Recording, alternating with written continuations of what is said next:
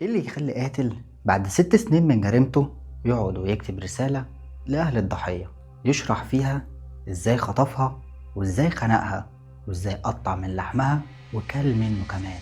افتكر دايما ان جوه كل بني آدم في نور وفي ظلام، لكن في ناس الظلام بيسيطر عليهم بالكامل، وفلاوس هنحكي قصصهم.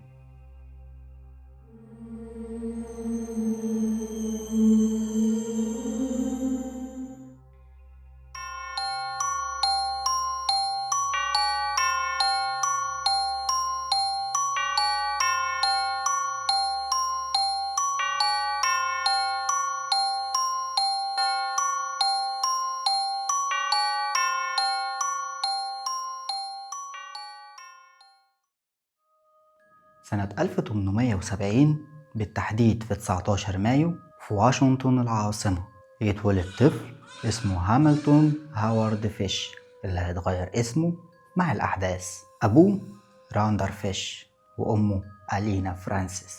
الملفت والغريب إن أبوه كان عنده 75 سنة لما اتولد، وكمان كان أكبر من مراته ب43 سنة، وكان متجوز واحدة قبلها وجايب منها عيال، بس احنا ما نعرفش تفاصيل كتير عنهم. وهاورد بقى أصغر أطفال العيلة لما أخوه اللي أصغر منه اللي اسمه ألبرت فيش بيموت، وساعتها الأم تغير اسم هاملتون هاورد فيش لألبرت فيش عشان تفضل فاكرة أخوه اللي مات. وهنا هنبدأ نقول لهاملتون هاورد ألبرت فيش، ودي أول صدمة تحصل له واللي كانت من أمه، وتاني صدمة تحصل له لما أبوه بيموت في نفس السنة، وتالت صدمة تحصل له لما أمه بتوديه دار الأيتام لما ما تعرفش تصرف عليه هو وإخواته بسبب الفقر الشديد وموت الأب. وكل الصدمات دي بتحصل له وهو لسه بس عنده 5 سنين. ومن هنا حكاية ألبرت فيش هتتغير بسبب دار الأيتام اللي دخلها. بس قبل ما أحكي لك إيه اللي حصل له في دار الأيتام، خليني أعرفك إن عيلة ألبرت عندها تاريخ من الأمراض العقلية. يعني عمه كان بيعاني من الهوس، وواحد من إخواته كان محتجز في مستشفى الأمراض العقلية. بالنسبة لأخوه اللي من أبوه كان عنده انفصام، واخته تم تشخيصها ان هي عندها اضطراب عقلي، وفي كمان 3 من اقارب العيلة اتشخصوا بالامراض العقلية. ونرجع بقى لدار الايتام، بداية الكابوس الحقيقي لألبرت. من اول يوم دخل فيه شاف اللي ما يخطرش على بال بني ادم. الدار دي كانت جحيم حقيقي للأطفال، الضرب كان عادة والإهانة كانت جزء من نظامها، لدرجة إن المدير والمشرفين كانوا بيعذبوا الأطفال لأتفه الأسباب. كانوا بيربطوهم في العمود ويضربوهم بالكرباج، وبيجبروا الأطفال التانيين يتفرجوا عليهم، وكانوا بيمنعوا الأطفال بالساعات من الأكل والشرب، وبعد ساعات كتير قوي كانوا يدوبك بيديهم أكل، وكمان كان بايظ. لو الطفل هنا مرضيش ياكل كانوا بياخدوا منهم الأكل، وكانوا بيسيبوه ساعات أطول من غير أكل. كانوا بيجبروا الأطفال إنهم يخلعوا هدومهم قصاد بعض قبل أي عقاب، وساعات المشرفين كانوا بيخلوا طفل يجلد طفل تاني، وكانوا بيقعدوا يتريقوا على الأطفال اللي بتعيط. يعني بالبلدي كده كل حاجة عقلك يتخيلها حصلت للعيال دي. بس الغريب والمرعب هنا إن ألبرت بدأ يحب الإحساس بالضرب والإهانة، لدرجة إنه بعد سنين لما اتسجن واتحقق معاه قال إن في الدار دي أجمل حاجة حصلت لي، والجملة دي بتلخص كل حاجة الدار عملتها في ألبرت. ولما بقى عنده 10 سنين أمه خدته من الدار لما لقت وظيفة والأمور استقرت معاه. يعني ألبرت قعد في الدار كده 5 سنين، ولما ألبرت بقى عنده 12 سنة اتعرف على واحد من سنه. بدأوا كده بيعملوا حاجات مع بعض مش كويسة، وكمان كانوا بيروحوا الحمامات العامة وبيتفرجوا على اللي بيستحمى. وتعدي السنين لحد ما نوصل سنة 1890. ألبرت ساعتها كان عنده 20 سنة وبيسافر هنا لنيويورك، وبينخرط في الدعارة الذكورية لدرجة إنه بدأ يتحرش بالأطفال اللي عمرهم أقل من 6 سنين. وتعدي 8 سنين لما بقى عمره 28 سنة. أمه بتجيب له عروسة وبيتجوزها، كانت ست عادية جدا مش مجنونة زيه. وألبرت خلف منها 6 أطفال. ومن خبث ألبرت الصبح كان بيعيش حياته كأب طبيعي، وبالليل كان بينزل لحياته الغريبة. وفي سنة 1903 بيتقبض على ألبرت لأول مرة، وهنا كان بسبب السرقة. ولما دخل السجن خلى السجناء يضربوه ويهنوه عشان يعملوا معاه علاقة. الضرب والإهانة والقسوة بالنسبة له ما كانتش عقاب، بالعكس دي كانت متعة. لدرجة انه كان بيعمل مشاكل عشان يتعاقب، وقعد بس كام شهر في السجن وخرج. وبعد 7 سنين من خروجه من السجن يتعرف على شاب فقير وبسيط عنده 19 سنة وكان بيدور على شغل. ألبرت وقتها كان عنده 40 سنة وكان معرف الشاب إنه رجل أعمال عايز يشغله معاه، والشاب بيصدق وبياخدوا ألبرت ويروحوا مكان مهجور بحجة إن فيه استثمارات وعقارات في المكان ده. وهناك ألبرت حبسه وربطه وغير حياة الشاب بقية عمره. كل حاجة حصلت لألبرت في الدار والسجن عملها في الشاب ده، بس الزيادة شوية، لدرجة ان هو خلى الشاب ما ينفعش يبقى اب تاني. لدرجة انه قال في التحقيقات بعدين: انا عمري ما هنسى صرخاته ونظراته وانا بعمل فيه كده. ولما حسوا انه هيموت سابه يمشي، بس بعد اسبوع من التعذيب. الشاب فضل عايش بعد كل اللي حصل له، لكنه انسحب من الحياة العامة، محدش عرف تفاصيل حياته بعدها. ويعدي 7 سنين كمان ومرات ألبرت تخونه مع جارهم وتسيب له العيال وتهرب معاه، ويبدأ ألبرت تصرفاته تبقى أغرب. بدأ يقول إنه بقى يسمع الإله يكلمه وإنه بقى رسول، وبدأ يعذب نفسه بإنه يدخل الإبر في بطنه وفي خاده، وإنه بيحرق أماكن من جسمه وبيضرب نفسه بعصاية مليانة مسامير. كان بيشجع الأطفال في الشارع إن هم يعملوا زيه. وهنا فيش بدأ يدور على أطفال تاني، مش عشان يتحرش بيهم، عشان يعذبهم. غالبا كان بيدور على أطفال من المعاقين أو أمريكانيين من أصل أفريقي، يعني أي حد بشرته سودا بسبب العنصرية وقتها. ألبرت كان عنده خبث يخلي أي حد يثق فيه، ويلاقي طفل معاق فكريا بيحتاج لعناية مستمرة. كان قاعد لوحده في الشارع، ألبرت بياخده المكان مهجور وبيطعنه وبيمشي. ومن هنا بدأ ألبرت يخترع أدوات الجحيم، وهم منشار صغير وساطور وسكينة لحم عشان يقتل الأطفال. وفي يوم 14 يوليو سنة 1924 في طفل اسمه فرانسيس اللي عنده 9 سنين كان بيلعب مع صحابه، وهو راجع البيت بيختفي. الناس تفضل تدور عليه وبيلاقوه ميت ومتشوه جسديا، مطعون أكتر من طعنة وفي كل حتة في جسمه. والشرطة بدأت تحقق في اللي حصل للطفل ده. الأطفال قالت إن شافوا صاحبهم ماشي مع راجل غريب، بس ملامحه ما كانتش باينة قوي، كان عنده شعر أبيض وشنب أبيض. وقتها ألبرت اتعرف بالرجل الرمادي، بس ما كانش حد يعرف شكله. وفي يوم 11 فبراير سنة 1927 كان في طفل اسمه بيلي عنده 4 سنين كان بيلعب مع طفل تاني في نفس عمره في حوش عمارة، ويختفي بيلي ويعرفوا من الطفل اللي كان بيلعب معاه إن الرجل الرمادي هو اللي خده. ومن ساعتها محدش عارف عن بيلي حاجة. واللي حصل إن ألبرت خد الطفل بيلي لمكان مهجور.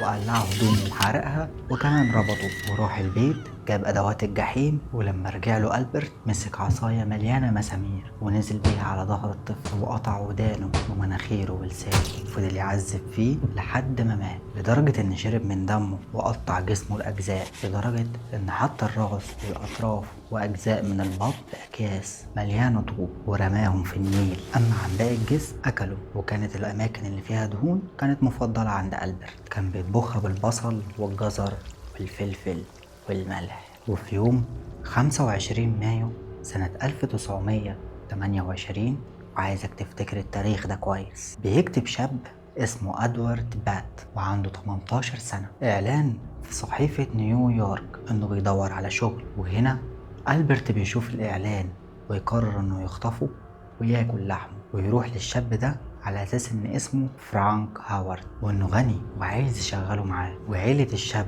لما تعرف كده بيعاملوه معاملة خاصة ويحبوه. بس خطته بتتغير لما بيشوف أخت أدوارد اللي اسمها غريس اللي عندها 10 سنين، وبيتحجج إنه لازم يروح عيد ميلاد بنت أخته، وأقنعهم إن ياخد غريس معاه. ومع الأحداث هنعرف إيه اللي حصل لغريس، ويفضل ألبرت يعمل جرايمه البشعة على الأطفال لحد ما نوصل سنة 1930. وهنا عايز أفكرك إن ألبرت وقتها كان عنده 60 سنة، بيبعت رسالة مش تمام لواحدة ست ويتحبس بعديها بسبب الكلام اللي مكتوب في الرسالة. والمرة دي هيتسجن، بس هيروح سجن للناس اللي عندها مشاكل نفسية وسلوك منحرف. بس ألبرت هيقعد هناك أقل من أسبوع وهيخرج، لأن القانون وقتها ما كانش قادر إنه يثبت إنه خطير رسميا، رغم إن الأطباء كانوا عارفين إنه عنده مشاكل نفسية وسلوكيات خطيرة. ولحد ما نوصل لنوفمبر سنة 1934 بتوصل رسالة لعيلة غريس، فاكرينها؟ اللي قال لعيلتها إنه هياخدها لعيد ميلاد بنت أخته. الرسالة دي كانت بعد خطف غريس ب6 سنين، ومكتوب في الرسالة: عزيزتي السيدة بعد. سنة 1894 صديق لي ركب كبحار على سفينة تاكوما، أبحروا من سان فرانسيسكو لهونج كونج الصين. لما وصلوا هناك هو و2 غيره نزلوا على الشط وسكروا، ولما رجعوا كانت السفينة سابتهم ومشيت. في ذلك الوقت كانت الصين بتعاني من مجاعة، اللحم من أي نوع كانت بتتراوح سعره من $1 ل$3. الفقر كان شديد جدا لدرجة إن أي طفل تحت 12 سنة كان بيباع للأكل عشان يتجنبوا موت الآخرين جوعا. الولد أو البنت تحت سن 14 سنة ما كانش آمن وجوده في الشارع. تقدر تدخل أي محل وتطلب شريحة لحم من جسم ولد أو بنت، كان يخرج الجسم ويتقطع حسب الطلب. الجزء الخلفي كان أحلى جزء في الجسم ويباع كقطعة عجل. جون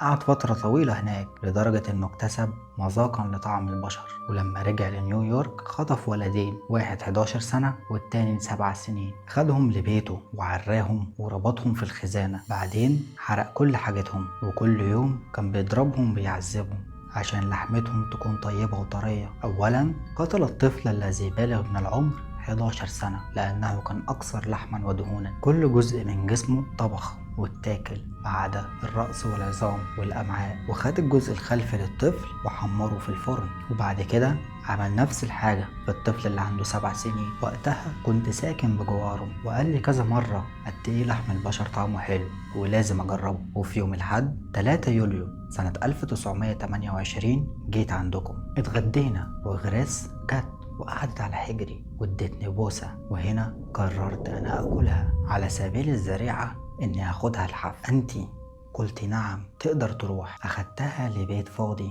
كنت مختاره قبل كده، ولما وصلنا قلت لها تفضل بره. سبتها تجمع الورد البري وطلعت أنا للطابق العلوي وخلعت كل هدومي، لأني كنت عارف لو ما خلعتهاش دمائها هتلطخ كل هدومي. ولما كل شيء كان جاهز ناديتها من الشباك، بعدين اختبأت في الخزانة لحد ما دخلت الغرفة. لما شافتني عاريا بدأت بالبكاء وحاولت ان هي تهرب على السلم. أمسكتها وقالت أنها ستخبر أمها. كيف كانت تضرب وتعض وتخدش. عريتها تماما وخنقتها لحد ما ماتت، وبعدين قطعتها لقطع صغيرة عشان أقدر أخد لحمتها لغرفتي. طبختها وأكلتها، كان طعمها حلوا وطريا. استغرقت 9 أيام لأكل جسدها. لم أغتصبها رغم كنت قادر على ذلك. ماتت عذراء. الأم بعد الرسالة دي فضلت تعيط وتصرخ لفترات طويلة، ما قدرتش تمسك نفسها بسبب اللي عرفته، لدرجة إن هي بعد الرسالة دي ما كانتش قادرة إن هي تتحرك طبيعي، غير إن عيلة غريس انهاروا بالكامل. والشرطة قدرت توصل لألبرت بعد أيام قليلة من رسالته. بدأت محاكمة ألبرت في 11 مارس من نفس السنة. ألبرت في وسط المحكمة فضل يقول إنه بيسمع الإله هو اللي بيأمره إنه يقتل الأطفال. رغم إن ألبرت اعترف بكل جرائمه اللي عملها، القانون ما كانش قادر إنه يجمع كل الأدلة اللازمة اللي يحكم عليه بيه. يعني ألبرت اتحكم عليه في جريمة غريس بس، والباقي فضلوا مجرد شبهة أو اعترافات. وفي 16 يناير سنة 1936 الساعة 11:06 اتعدم ألبرت على كرسي كهربائي، وآخر كلماته: أنا حتى مش عارف أنا هنا ليه. لسه في عقول أظلم وظلام أعمق هنفتح ملفاتهم مع بعض. تفتكر لو حطيت نفسك مكان أم غريس تحب تجيلك الرسالة دي وتعرف الحقيقة، ولا تفضل عايش على أمل إن هي لسه عايشة؟